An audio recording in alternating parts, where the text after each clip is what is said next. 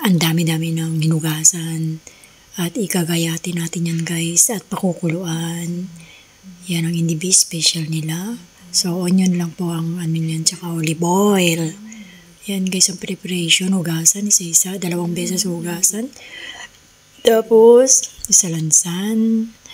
Pag nakatulo na, i-ready naman natin ang paghihiwa. Yan, maliliit pag nasa mga steam mo o tangkay, maliliit lang ang hiwa ka. Pag sa mga dahon, medyo lakihan mo na lang ng konti.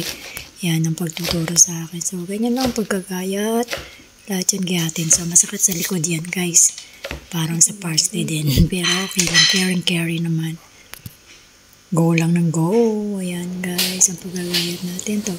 Ginagayat na natin, ayan, 1 teaspoon, lalagyan natin ng soda, baking soda, ang ating tubig at pakukuluan. Ayan, 5 minuto ang pakulo bawat isa niyan. So, bawat isa.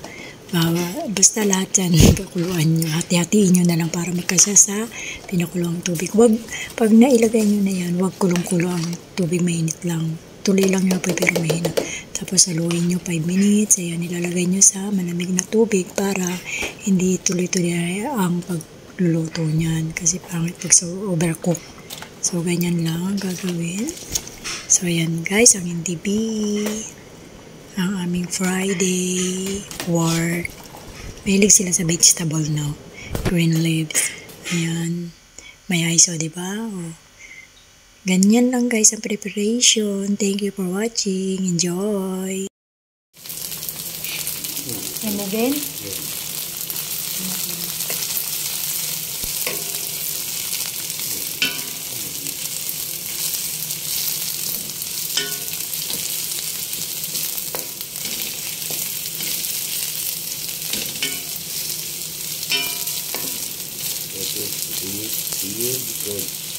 Goes inside, it will not